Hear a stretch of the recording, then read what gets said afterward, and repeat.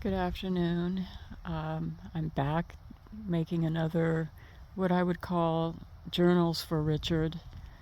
Um, it's a form of journaling, writing in a diary, doing these videos, only I'm not writing, I'm just speaking my mind through these videos, and anybody that wants to listen to them, I'm happy to share whatever experiences I am going through after losing my beloved Richard.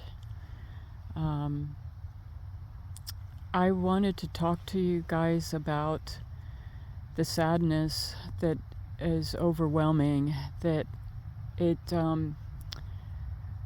I go through the day and I get my chores done and I go to the market and people don't see any difference with me. I put on my game face, right? You know, people that have lost their husband or, their someone they deeply loved and has passed away.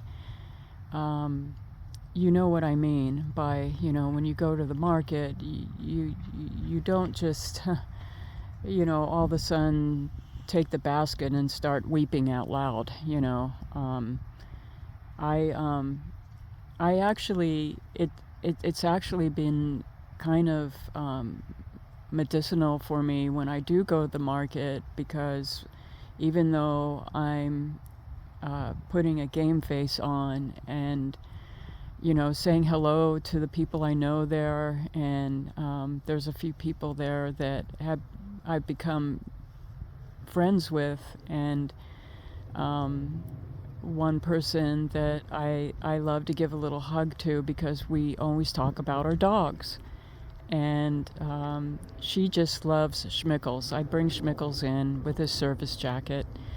Everybody knows Schmickles at Ralph's Market because I I always take him to the market with me, and so everyone knows him. And what's interesting is people um, people love to see him at Ralph's. There's some places where I don't take him to because there's a whole different vibe there, and there it's like, okay, this is like people that don't love dogs. And guess where it is? It's at Trader Joe's.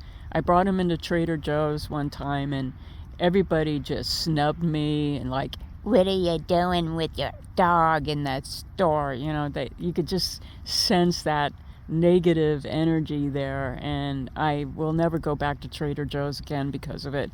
And the manager came over, and I had his service jacket on, and the manager came over. Your dog is disturbing people, and he's really not a service dog, is he? You just put that jacket. And I said, yes, he is a service dog, and I just happened to have my papers with me, and I did. It was a day that I had to take him to the vet, and I had my service dog papers, and I said, I have my service dog papers and I'll show it to you. And, you know, grumpy, mean people. So I'm not going to go there anymore. And I haven't. That was about maybe a year ago or more. But at Ralph's, oh, they just love dogs. They just love dogs. The people that work there love them. The people that shop there love them.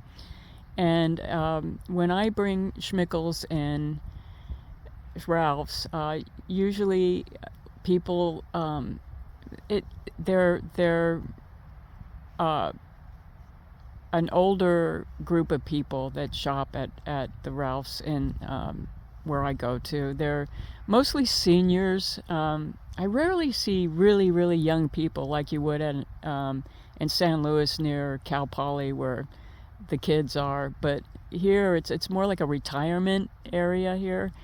And when the seniors see Schmickles, they just stop and say, "Oh, can I know he's a service dog, but can I pet him?" And I tell them, "Oh, sure, he likes the attention." Um, and it just, the minute, they, at first, you can see them, they have kind of like a grunt, just a deadpan expression on their faces. And then when they see a dog, when they see my dog, it could be any dog, but the minute they see a dog and my dog, Schmickles, all of a sudden they just light up. It's like something happens to them where they just get a big smile on their face, and dogs just make people happy. Just seeing a dog makes people happy. I've had the same experience when I had to take Schmickles with me on flights, and nobody, and I mean nobody, has ever complained about Schmickles being on the flight. The stewards, I don't know what they call them anymore. I don't know. They have all these new names now for what you're supposed. Stewards, stewardesses, the flight attendant assistants, whatever you want to call them. They love him, and I've had the steward often say, can I bring him a little bit of chicken? Can I bring him some water? Everybody's always been so kind, and Schmickles is a special dog. People they just love him the minute they see him. And I was thinking today that I usually, have to just act normal when I go in the market after Richard died. I have not told anybody there. I don't want to. It's not the place. It's not the time. They're working, and I don't want them to say, oh my gosh, and go on, I'm so sorry. I just don't want them to go through that when they're working. It's not an appropriate place for me to tell them what happened. And but behind my usual, hi, how are you? Yeah, little, one person that I always give a little hug to, because we always talk about our dogs. I've been tempted to tell her, but I just don't want to, because it's not the right place and it's not the right time for it.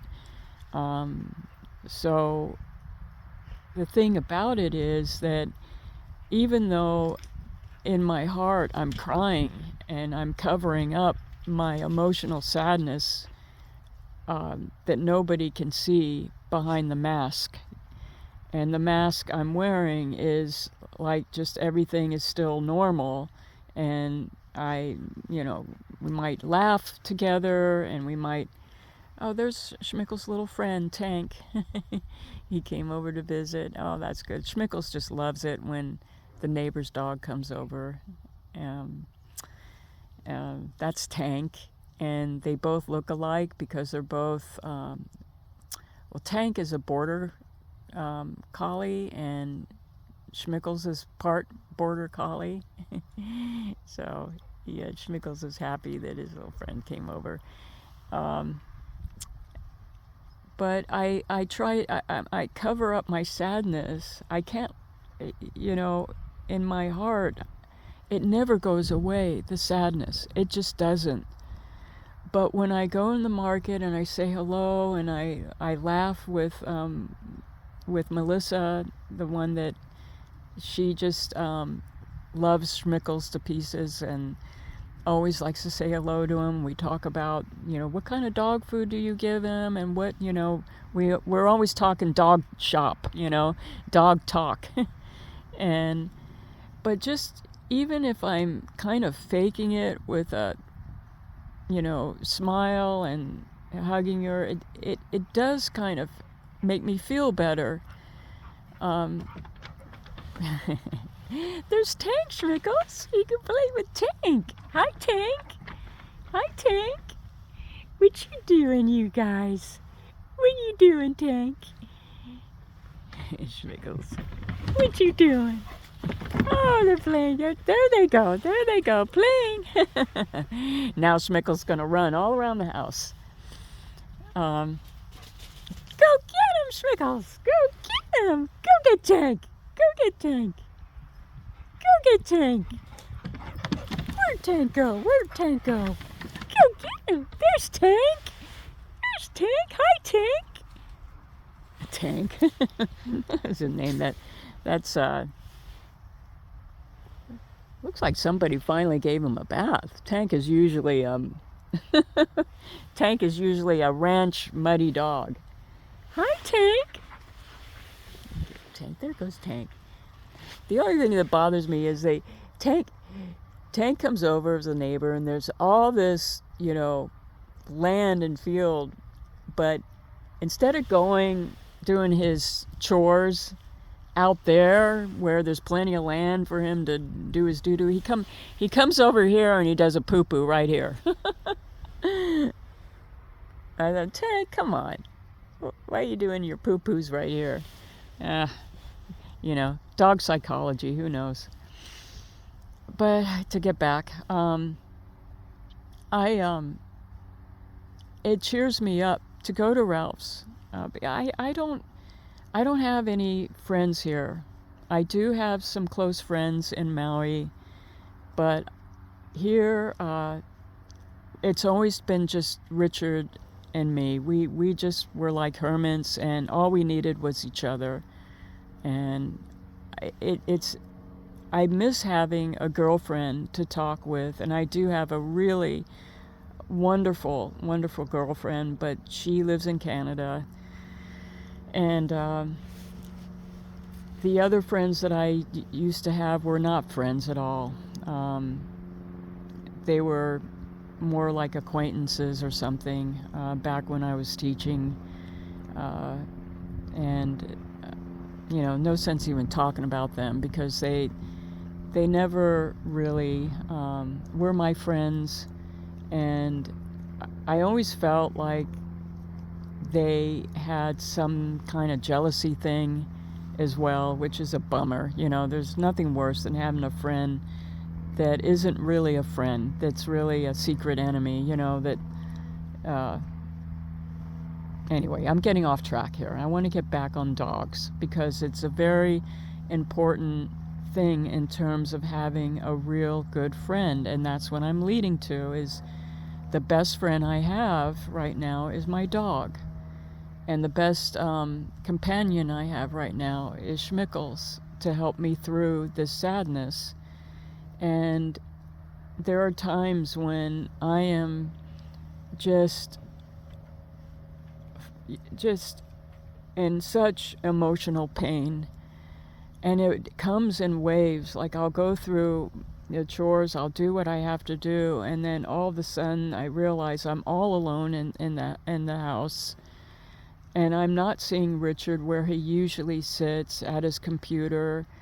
Usually when I come back from the market, he's sitting in his chair on his computer and doing whatever stuff he does on his computer, and I just miss seeing his physical presence. And instead I walk into an empty house, and I am telling you that dogs are angels that help us through times like this. And Schmickles has he knows, because I know he misses Richard too. Richard always used to play with him, and he used to play this like a little game with Schmickles, where he'd get on his little motorbike and he'd go over to the other side of the ranch, and he'd do this yelping sound to get Schmickles all revved up to run. And that was their thing that they had together. It's what bonded them together. In addition to Richard always just, giving him little treats and hugging him. He loved Schmickles, and Schmickles loved him. And it was one of the Schmickles' favorite things to do, is to run with Richard on his little motorbike over to the other side. And so I know that Schmickles misses him, and he knows who I'm crying for. He knows it. When I start crying, oh, there they go, they're playing. When when, they're playing together. Hi, Tank. Hi, Tank. What's Tank doing? What are you doing, Tank? They have big smiles on their faces. But, usually, I never know when it's going to happen to me, but it usually happens to me very late at night when I just really kind of fall to pieces. I'll fall asleep, and then around 1 a.m. or 2 a.m. I'll wake up and I'll feel this it's indescribable sadness, this indescribable horrible depression of not knowing what I'm going to do without Richard. And it's not so much fear, it's not so much panic, it's just like you feel like some part of yourself is gone. And I just feel like I'm half myself, if even that. And it usually hits like right around that time. And Schmickel sleeps on the bed with me, and he curls up in a little ball. And if I start crying, he comes over and cuddles up next to me, and I hug him, and he helps me. I know what he's trying to comfort me. And I'm just saying that dogs are more than just your pet. They are like guardian angels that help you through any kind of crisis. They understand. I know Schmickles understands, because when he sees me going through that, he just tries his best to comfort me, and he'll put his head on my lap, or he'll just put a paw on my lap, and it is like having Richard back in a way. So these guys, they're really having a ball. Go get him! Tank, what are you doing? It's so nice to see him playing with Tank. Schmickles is a dog lover. We had back before Schmickles. I got Schmickles a few years ago, but we had 2 Labradors that I got from the Humane Society, just little tiny puppies. And they were brothers, Twinkie and Snappers. And I loved those dogs so much. Oh my God, when I had to put Twinkie down, I didn't get over that for 3 years. And I loved Snappers too, but I really bonded with Twinkie. And that doesn't mean that I didn't love Snappers just as much, but you know how sometimes one dog will, just you're bonded with in a kind of different way, but you love them both. It's just when I had to put Twinkie down, it was one of the worst. It was almost as bad as losing Richard, but let me just turn that around and say losing Richard was like losing Twinkie, only magnify it by 1,000,000 times. And it took me 3 long years to be able to talk about Twinkie without crying. If I started to tell someone about him, I would just start crying. And I miss that dog so very much, and I miss Snappers too. They were both really good dogs, and but they have short lives, and Twinkie was so different from my Schmickles right here. They're Schmickles. Twinkie was a Labrador, an American Labrador. He had the longer nose, and his brother took after the British Labrador. He was a little he had a shorter nose and a little more stocky, and but Snappers had a lot more in common with Schmickles because they were both dog lovers. Snappers just loved saying hello to dogs. Twinkie, on the other hand, if he saw any dogs coming anywhere near me, he would huff and puff. I mean, no way. Don't you even dare come. Don't you come anywhere near mommy, or else. He was very possessive of me in that way, and very protective. And he was not a dog lover. He just was happy being with me and Richard. And if I took Twinkie anywhere else and a dog came anywhere close, oh, Twinkie would have a fit. He didn't want anything. No dogs were allowed to be near me. So it's very interesting on different personalities of dogs and their different souls.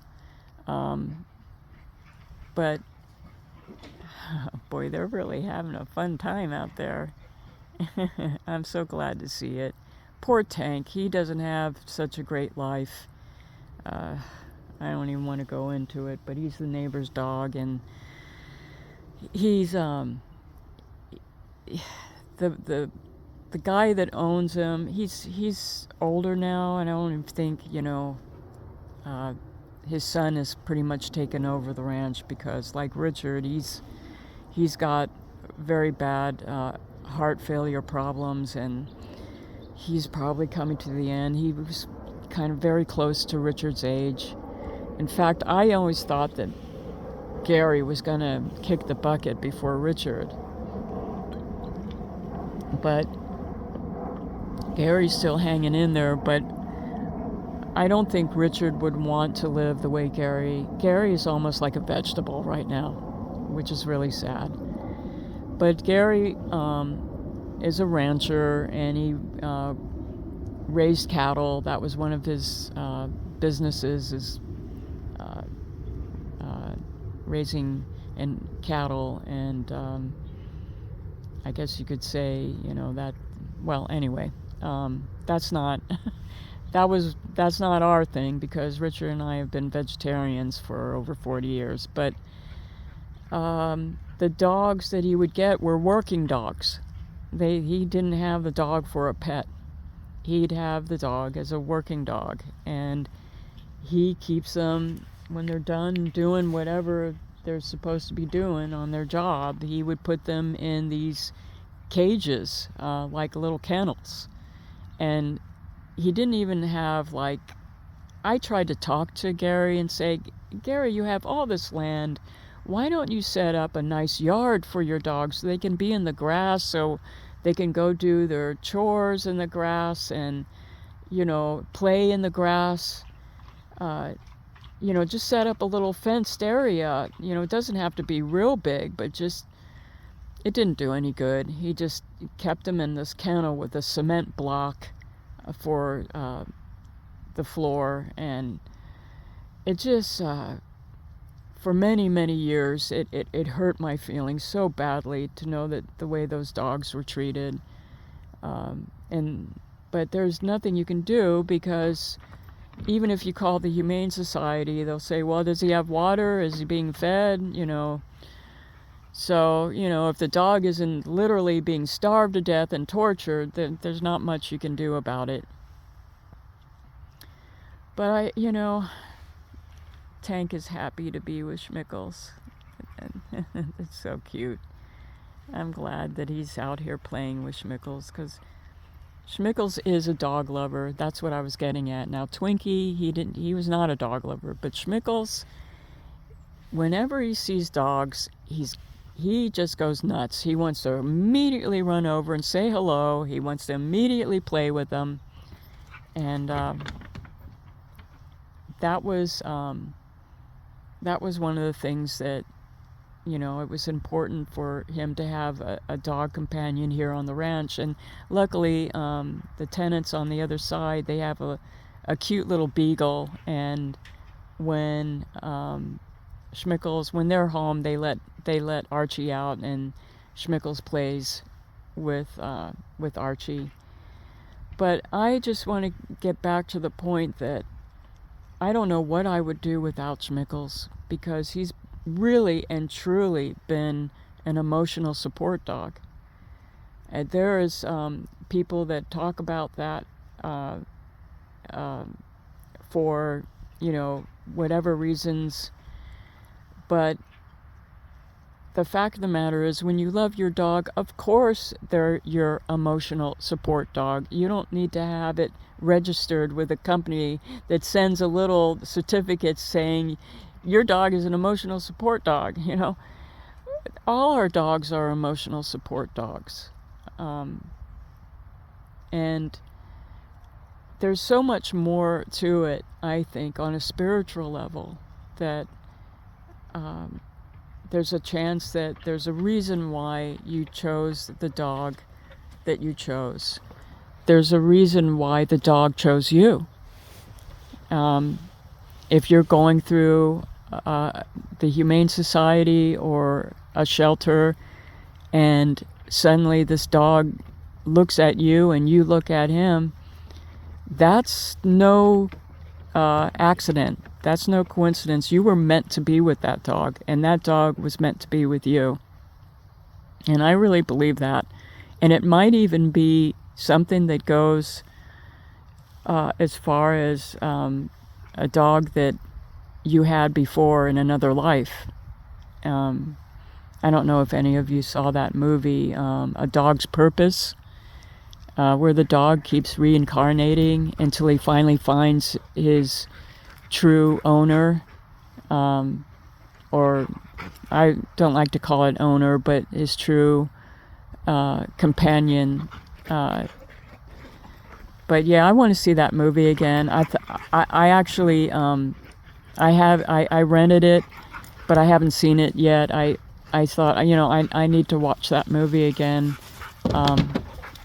and so I have it ready to go. I purchased it on the rent at Amazon, and I love Marley and Me. I read the book, and I like the movie, but the book is so much better than the movie. Oh, these guys are really having a ball today. I have not seen them play like this. Go get him, Schmickles! Go get him! So I will end on this happy dog play, and just realize that your dog is more than just a pet, and she or he is more than an emotional support dog. She or he could be a guardian angel that serves a purpose to watch over you and to take care of you. And you have the purpose of doing the same for that dog. And I love you, Richard. And Schmickles and I will, when it's our time, we'll be there together. We'll be there with you. Time doesn't exist where you are, so it will be soon. in that perspective, since there's no time where you are, then when Schmickles it's his time, it will probably be my time too, and we will both ascend together to join you. Okay, have a good one, everyone, and thank you for listening.